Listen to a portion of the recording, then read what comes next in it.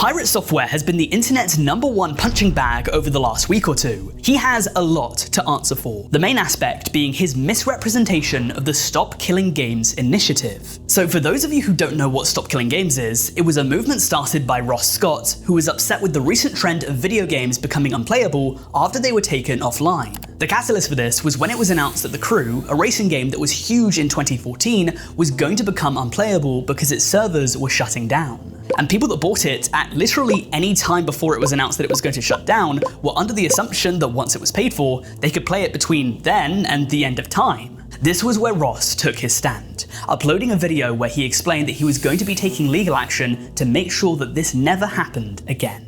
His argument was that once you've bought a video game, it should be yours to do whatever you want with between the moment you paid for it and the end of time. It shouldn't just shut down years after its release. It would be like if all Blu-ray movies from before the year 2000 just suddenly stopped working. And even if you don't care about The Crew specifically, God knows I don't, how would you feel if it was your favorite game that was being shut down? Even if very few people play it these days, some people still will, and they'll enjoy it, and they paid money to play it. And that's where the villain of this story, PirateSoftware, comes in. Because after the Stop Killing Games movement was announced, PirateSoftware went on stream and essentially dismissed it, misrepresenting what the movement was about. That community brought me this and tried to get me to sign it. And I don't want to. Number one, I can't because I don't live in Europe. But number two, I wouldn't sign it even if I could. And I'm going to kind of go through this and try to explain the reasoning as to why that would be the case. Now, in case you don't know him, PirateSoftware, who goes by Thor, is a content creator that makes videos about game development, having worked at Blizzard in the past and having a long history in the gaming industry. Well, he uploaded a video around this time last year called Stop Killing Games, which has since been seen by 1.3 million people. Now, his video did see some pushback at the time. Not everyone was fully on board with his assertions, but things really kicked into gear once Ross Scott made a video called The End of Stop Killing Games, where he said this. If your only exposure to Stop Killing Games has been this video, then you've been misinformed. This video is by someone who does not understand the campaign, has been trying to stop it, and has been making up what it is about. I am not saying that lightly. I will prove it in a minute. Now you might be thinking, okay, so some YouTuber got something wrong on the internet. So what? See, that was my thinking too. The problem is how incredibly influential this YouTuber has been. Remember that list of coverage on the campaign? Well, best I can tell, Thor's coverage has been bigger than literally anyone else on those lists, except Asmongold. And the only video Asmongold had on this bigger than Thor's was about Thor's video. So for all practical purposes, Thor here has been the #1 voice on the campaign, and he's been lying about what it is. To this day, I'm still getting frequent comments and emails about the same falsehoods about the campaign that originated in this video. Ross revealed that a lot of what PirateSoftware was saying was ill-informed and was actually damaging to the cause. Now, admittedly, this movement is somewhat difficult to understand, because unless you have an in-depth knowledge of the video game industry and video game lore, you kind of just have to trust what the professionals will tell you. And that's why a lot of people trusted what PirateSoftware had to say. He has a huge audience and he has decades of experience in the video game industry. His fans thought that he was looking out for their best interests. At the time, it seemed as though what he said was gospel. But as we now know, he may have been leading people astray. The vast majority of people, upon hearing what Stop Killing Games is about, that being the conservation of video games, adamantly support it. Recent petitions and hashtags that have seen signatures in the hundreds of thousands or millions prove my point. So it seems as though PirateSoftware had a very unpopular opinion about the movement, and this opinion negatively impacted the performance of Stop Killing Games. But Thor has refused to acknowledge any wrongdoing and has in fact been very defensive and egotistical in his responses. His tweets have undoubtedly made his situation worse. He has made several spiteful comments which have since been scoffed at in the replies. If he had just stayed silent, not gotten butty about it, and admitted that he had misinterpreted elements of the movement, or basically done literally anything else, he wouldn't have seen the backlash that he's currently facing. But he's dug his own grave by doubling down. He's too proud to see any of his own wrongdoing, and several content creators have called out PirateSoftware for his overinflated ego. I think we have to thank PirateSoftware. If he didn't have the ego that he has, and he wasn't so insufferable, if he hadn't done such a poor job of representing the Stop Killing Games initiative, if he had even once apologized, I don't think the Stop Killing Games initiative would have been doing the numbers that it's doing right now. I cannot believe his ego. His ego is so out of control, I feel like he's only a week or two away from exclusively referring to himself in third person, like Stone Cold fucking Steve Austin. And that's the truth, cause PirateSoftware said so. Some shit like that. I think sometimes the things that I talk about in regards to those types of things is misconstrued as arrogance or boasting, when in reality I'm just trying to give context. So that is the problem right there. So I want you to listen to this phrase. Sure. This gets misconstrued as arrogance, but in reality, it's this. Yeah. That is the most arrogant statement on the planet, bro. Like, tell me I'm wrong. Okay. I don't see it that way, but all right.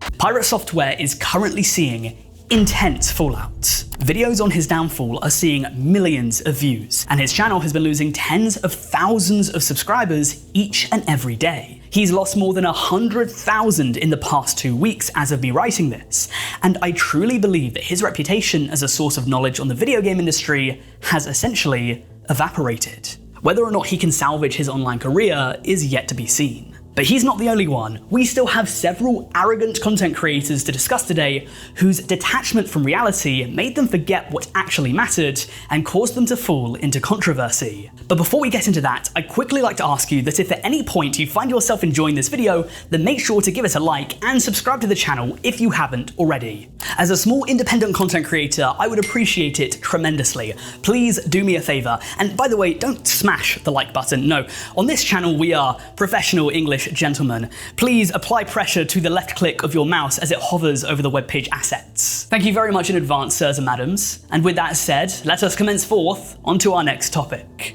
Okay, let's throw all of that Ponzi English crap out of the window and chat some proper shite about MasterOogway.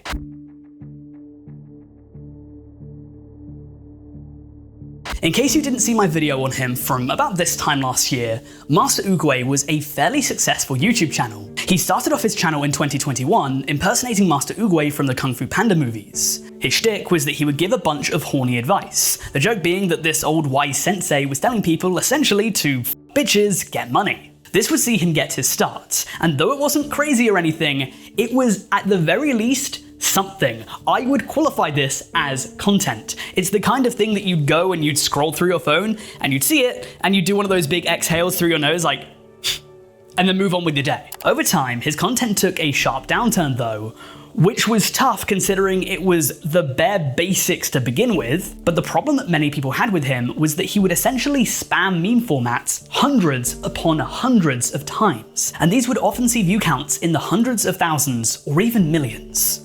It's no secret that the bulk of his audience was undoubtedly children, and to be honest, there's nothing wrong with that. However, he didn't see it like that. MasterOogway saw these numbers, these hundreds of thousands, millions, even sometimes multi-millions, and over time, it just started to mess with his head. His ego began inflating more and more and more, to the point where he was genuinely proud of what I call the largest slop content farm in the history of YouTube. Realistically, if you make this kind of content, you should know and acknowledge that it's slop. Depending on who you ask, there's nothing wrong with that. Especially if you ask a YouTuber, a lot of them will defend it. People make slop content and get paid good money for it every single day. And people that pour their hearts out into videos oftentimes get paid peanuts. It's not fair, but it's the system. But Oogway didn't see it like that. In his mind, he was one of the greatest content creators to ever grace this platform. In terms of numbers alone, yeah, maybe. Analytically, you could maybe make the case 7 million subscribers, I think, was his peak. He saw a lot of success. But his content was shit. It was fucking wank, and he didn't see it. But then MasterOogway made, perhaps, his greatest mistake. He decided to say the forbidden word. The N-word. And he is Turkish. Last year in my video about MasterOogway, I included a live reaction to him saying the word. This man was saying because his great-great-great-grandparents were slaves in the Ottoman Empire, by the way, he could say the N-word, which lacks any sort of reasoning or logic, but pop-off king, I guess. But then he would take things even further by releasing a song into the wilderness called Adolf Hitler is my N-word. N-word fully splayed out there for the whole world to see. Now, MasterOogway said that he did this for the purpose of comedy, and I'm sure to each their own. Some people probably found this funny, but just like his channel, he took the easy way out. This is not a structured joke, it's shock humor. And to be honest, I feel like this song is almost a microcosm for MasterOogway. It's cheap, but it gets results. It's not something that you really have to think too much about. If you look at the lyrics, he definitely didn't think about them, but he can still get a laugh and move on, and claim it's a success. That said, news of this song eventually got to YouTube, who didn't like it one bit. Now, whether it was because he said the N-word multiple times, or because his channel spammed out the same content over and over and over again, hundreds upon thousands of times, I'm not certain what was the ending cause, but MasterOogway was banned from YouTube. Now, this wasn't the first time that he was restricted by the platform. A little while before this, his entire channel was demonetized. And take a look at this message that he posted on Twitter after finding out that his channel wasn't going to be making any more money. For context, he was eventually remonetized and let back into the YouTube Partner Program, but he said that he generated billions of views for YouTube, that he made his audience's days, and that he was one of the platform's largest creators. Once more, I'll say that the stats back him up. He was one of the platform's largest creators, but he did not contribute very much to the platform whatsoever. He would then upload a video to YouTube where he said this. What's up guys? YouTube just officially responded and they say that I am not allowed to join the YouTube Partner Program. They're not giving me my monetization back. Is this how you truly reward someone who spent 3 years on your platform creating videos? I made thousands of videos. On this account, I made 5,000. On other accounts, I made a total of 20,000. And then you say that I make unoriginal content. Frankly, fuck you guys. Is this how you reward me? You don't only spit in my face, you spit on the billions of people that watch my videos, their faces, and the millions of subscribers that I have on their faces. And then you just laugh at me and just take away my monetization? Is this how you reward your content creators?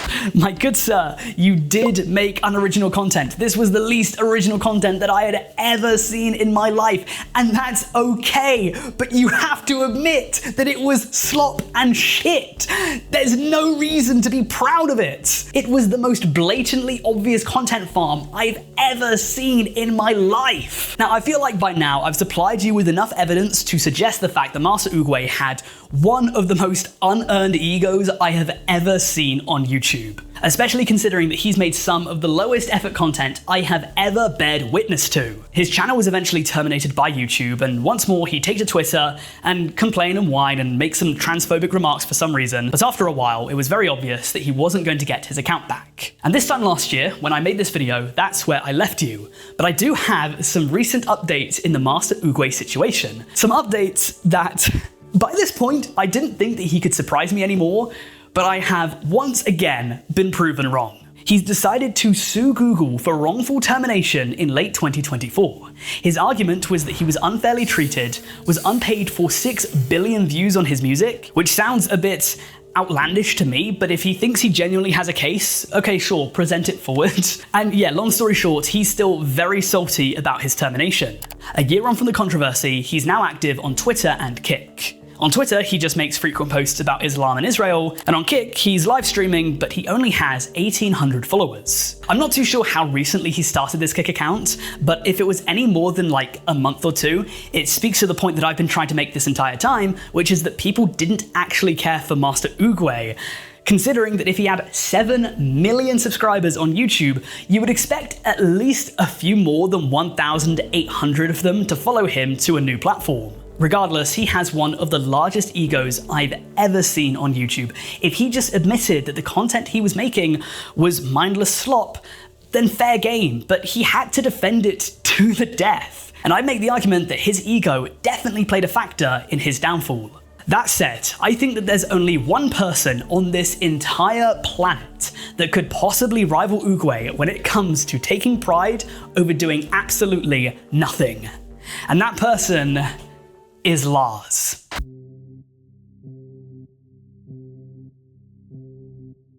Where do I even begin with this guy? I'm going to make this quite a quick story because I've already spoken about him at least once, I think maybe twice. I specifically remember mentioning him in my video about delusional influencers. If you don't know who this guy was, several years ago he went mega viral on 2 separate occasions. The first of which was when he engaged in the infamous ice cream licking challenge. You know that old classic prank where you get a tub of ice cream from the store, open it up, lick it, and then put it back in there for an unsuspecting customer to then purchase? Well, him and one of his friends decided to do something very similar, and then the video blew up. I believe that they later clarified that this video was fake, that they purchased the items after they stopped recording, but this got Larz and his friend attention that they so desperately craved. This video got so much traction, in fact, that he was invited onto Dr. Phil, where he'd essentially come out as a criminal mastermind saying that he knew how to go viral and that he was immediately going to cut off anyone and everyone that he knew before he became famous, like his own mother. I don't talk to my family. Why not? They're irrelevant. They're irrelevant? None of them have followers. If they got followers or got rich, I'd probably talk to them again. Can anyone tell me like what I would talk to my mom about if she's not gonna be making me relevant? I think I've said it before, but I'm pretty damn confident that this is also fake, and Larz is just a character. But it's a sad reflection on our society when I genuinely believe that there are some people out there that would do this. But if you, for whatever reason, were to upload a video that went viral, and because you had a single video go viral, you decide to cut off your own mother because she's irrelevant, you would have to mentally be on another planet. But maybe Larz was onto something, because this statement made his Dr. Phil interview blow up too. Larz's only problem though was that he wasn't actually a big name. He was at best playing a character pretending to be a delusional influencer trying to be a big shot.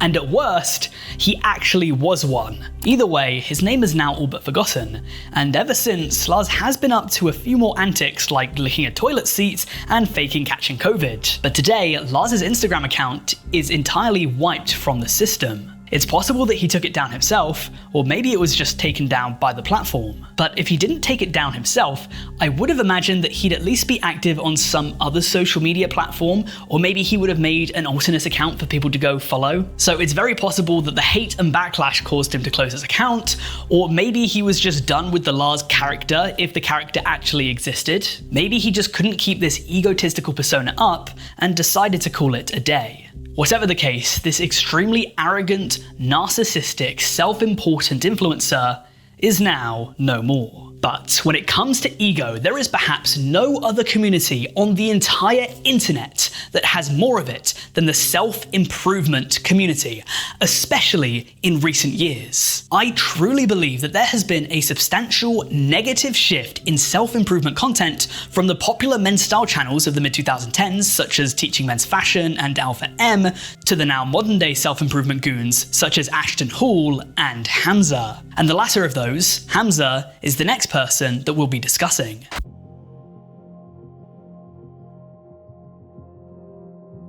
Now I have a problem with self-improvement bros in general, because I think it's quite egotistical in the first place to believe that you have all of the answers, so much to the fact that you're going to lecture other people online about it. Especially if you're someone who's as young as Hamza. He is now 28 years old. When he started his YouTube channel, he was 23. Being 23 myself and much closer to 24, I would wager that not a single person my age has it all figured out. I think that you can give some general advice, but not enough to make a career out of talking about it. I question anyone my age that actually thinks they have it figured out. Nonetheless, Hamza did, and he began uploading, quickly becoming a beloved figure. Almost a cult-like figure, in fact, because many people have since compared himself and his followers to the relationship between a cult leader and cult followers. But to be honest, I don't think this is too dissimilar to what you might see in a lot of similar communities. By early 2023, the wheels were well and truly on the track, and he was earning tens of millions of views a month, resulting in hundreds of thousands of subscribers a month. Eventually, he reaches more than 2 million subs. Now let me give you guys a small insight into content creators. At this point, I've probably met hundreds of them, and I would make the statement that 95% of them are generally humble and self-aware about what they do. They might be very, very shy and socially awkward because most of them are nerds, but at the very least, they are very much aware that we have a cushy job. But the other 5% of them though, and I can think of a few examples of people I know now, really do let it get to their head. They see all of these subscribers and views, the prying eyes, the money, the fame, and it just makes their ego much larger.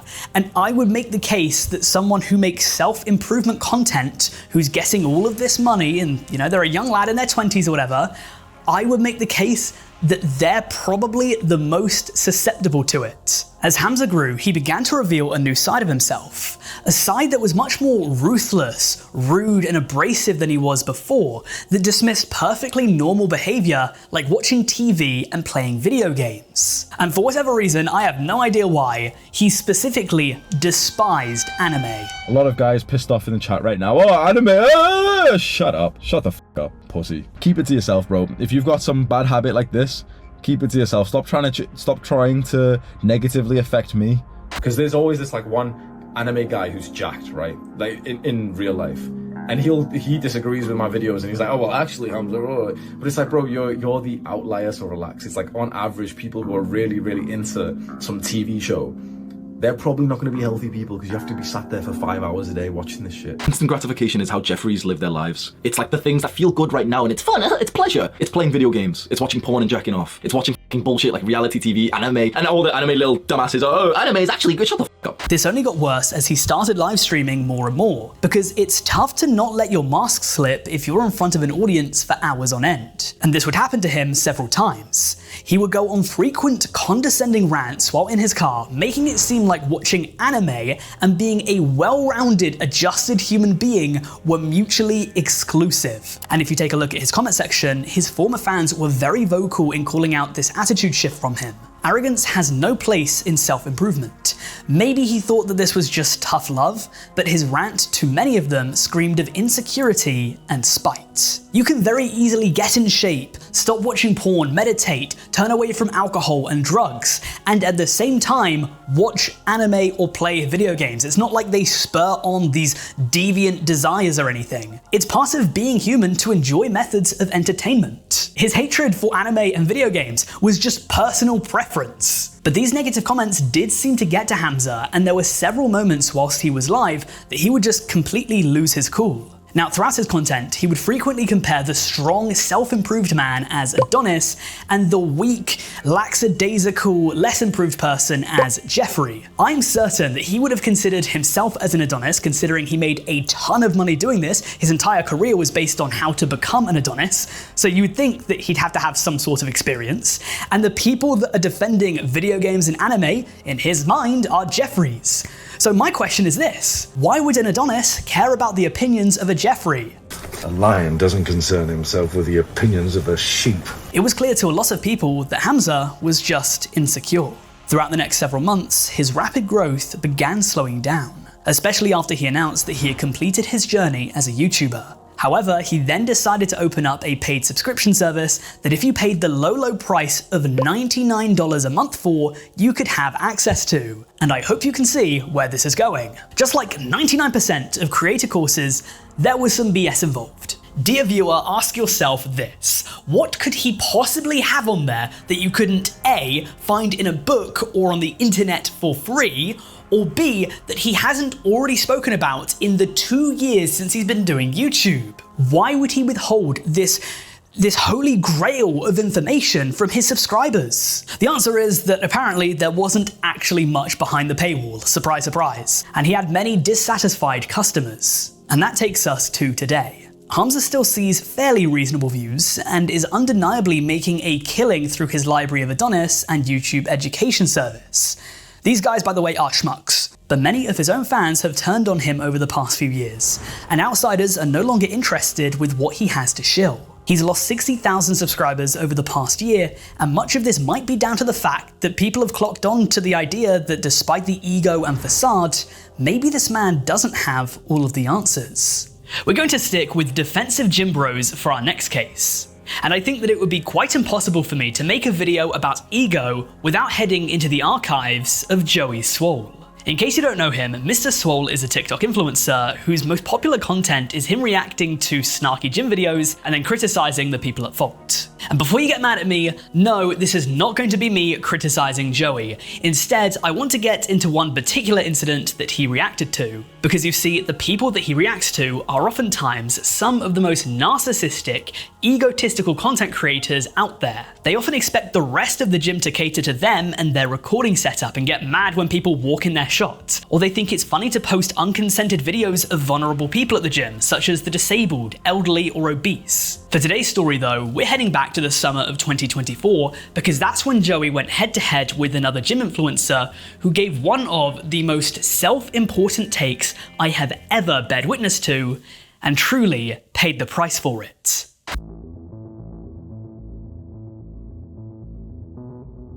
The man in question is called Matt Garbarino. He has a few dozen thousand followers on both Instagram and TikTok. However, this time last year, he caused a stir in the gym community after he made some comments that have been deemed by mass audiences to be entitled, self-important, and egotistical. So let's play a clip now. Other people's cameras bother you, like a camera resting against a water bottle or something that's not in your way. Once again, 100% part of the problem. Some people do this for their living, myself included, and most people with cameras are pretty respectful. I mean, if you're in the background of someone's video, who cares? You're in a public place. If being in the background of someone's video bothers you, maybe try not leaving the house. So yeah, it seems as though he truly believes that his right to film himself working out supersedes someone else's right to privacy. Don't get me wrong, in the modern day, when you leave your house, you are undoubtedly going to be caught on CCTV. It's just the world that we live in now. But outside of filming for security purposes, I think that the gym should be a sanctuary for this kind of stuff. For every single person at an advanced stage of their fitness journey, there's someone who's just starting out and might be insecure about their body. And the last thing that they'd want is to be in the background of someone's workout video, be put on Instagram without their consent, and potentially have hundreds or thousands of people looking at them and laughing. Eventually, this statement would find its way to Joey Swoll, who in classic Joey style, had to make a response. If being in the background of somebody's video bothers you, maybe try not leaving the house. Wow. First off, just because you're comfortable filming yourself to post on social media does not mean that everybody else is too. A lot of people that go to the gym aren't very confident with themselves, they're not very secure, and they don't feel like having themselves posted all over social media to be made fun of or laughed at. So they have every right to not want to be in your video. And also, there is no such thing as a public gym. They are not tax funded, they are not from the government, they are not from the state. You have commercial gyms, which are open to the public, and you have private gyms. What you need is a private gym, which caters towards people that do this for a living. But in a commercial gym, you agree to their policies and their rules, which a lot of these gyms have policies about filming others, even the people that are in the background. So if somebody says to you, they are not comfortable being in your video, you stop immediately. And you don't make videos like this or tell them that they should stay home. Seriously? The people that have the most inflated egos never seem to understand that maybe, just maybe, the reason why thousands and thousands of people are mad at them is because they are the ones who are incorrect. It seems like they lack the self-awareness to really think about it from other perspectives. They have to be correct all the time.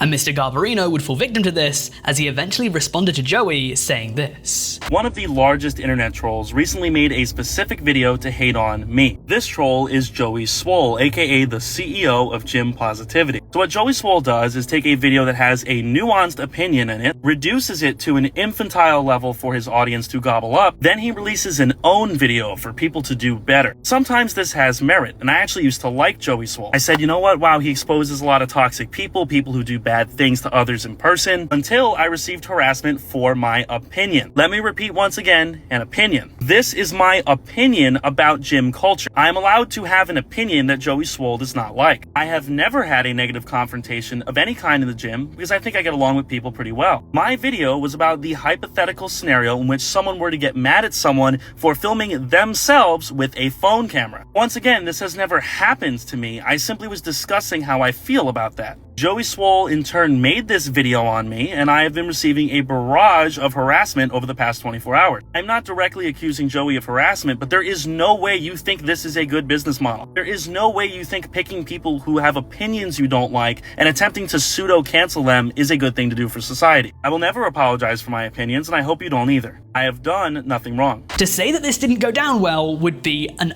understatement. Comment after comment in the replies went after Garbarino, calling him a narcissist, an egomaniac, a rude, entitled crybaby. The critique was mainly that a gym, as Joey said, is not a public space. It's not like a park. It's a privately owned business where people have paid to be. They should have a right to privacy in there. And B, he makes these points about opinions and free speech. Well, does Joey not have the right to free speech too? To say, hey, I think this guy is rude and his logic is severely flawed? But then he kept digging his grave deeper and deeper, going as far as to triple down. Content creators and people who care about their gym progress have rights too. For the same reason I am not working out with a mask is the same reason why I am filming my own sets. They are my own sets for my own progress and my own content. You as an individual have no right to neuter the rest of the world and the rest of the world's creativity or interest in documenting their own gym progress because you personally have a hang up with being in the background of someone's footage. This man's ego was so high that he just couldn't accept that he'd never be able to convince the masses that his insane take was correct. The entire comment section was just saying, shut your mouth, take the L, admit you were wrong, move on. Sometimes in life, you have to look inward. Maybe there is a reason why so many different people disagree with you. Occam's razor, the most simple explanation is oftentimes the correct one.